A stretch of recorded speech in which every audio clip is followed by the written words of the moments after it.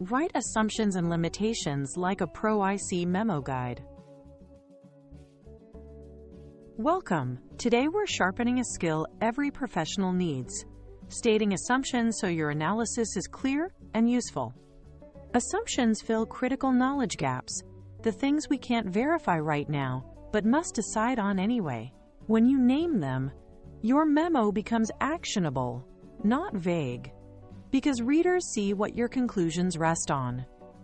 Think, if demand holds at 8 to 10%, this plan works. You're also stating what must be true for your analysis to stand.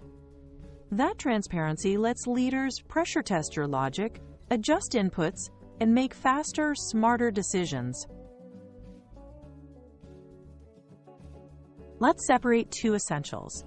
Assumptions are conditions you accept as true to move forward, like supplier lead times will average 6 weeks. You can choose and defend them. Limitations are constraints you cannot change, like a small sample size or missing Q4 data. You don't pick them, you manage them.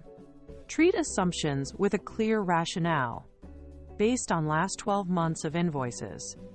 Treat limitations by explaining impact, reduces precision for seasonality, and what you're doing about it.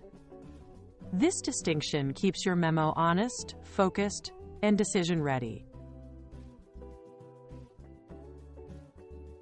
Write assumptions that are specific, measurable, and time-bound.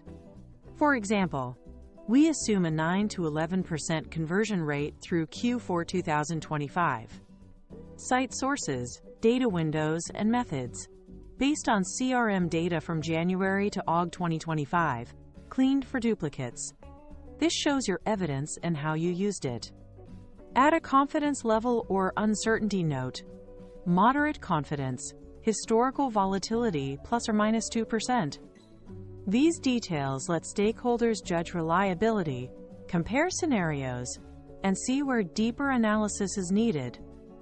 Vague assumptions invite debate. Precise ones invite decisions. Use clear templates. Start with, we assume based on, to anchor your logic. We assume churn at 4% monthly based on the last 3 cohorts. Add scope, geography, and time frame so no one misreads coverage. Applies to North America, enterprise clients, Q1, Q3 2026. Always flag sensitivity so readers see leverage points. If price elasticity shifts by 0.2, revenue changes plus or minus $1.3 million. This language turns hidden guesses into visible levers leaders can adjust. Call out constraints without blaming teams or tools. Name the constraint, not the blame. Data excludes cash sales prior to 2023. Explain how it affects findings. May understate total revenue by 3 to 5%. Then list mitigation steps. Cross-checked with bank deposits. Variance within tolerance. This approach shows rigor and integrity. Leaders can then decide whether the limitation is acceptable for now, or if more data, time, or budget is needed to strengthen the result. Executive skim. Lead with decision-critical items, the 1 or 2 assumptions that swing the outcome. Then group by theme, data, method, context, so readers can navigate fast. Keep numbers simple. Round where precision doesn't change the call. Visuals are optional. Plain text with crisp bullets can be faster to absorb. Your goal: make it obvious which inputs drive risk, which are stable, and what should be revisited before committing resources.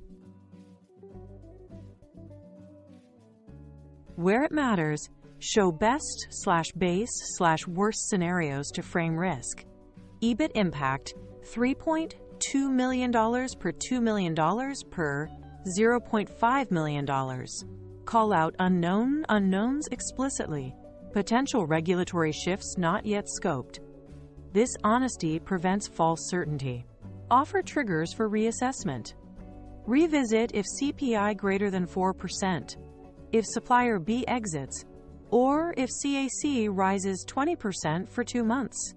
Triggers help teams monitor signals and update the plan proactively, not reactively.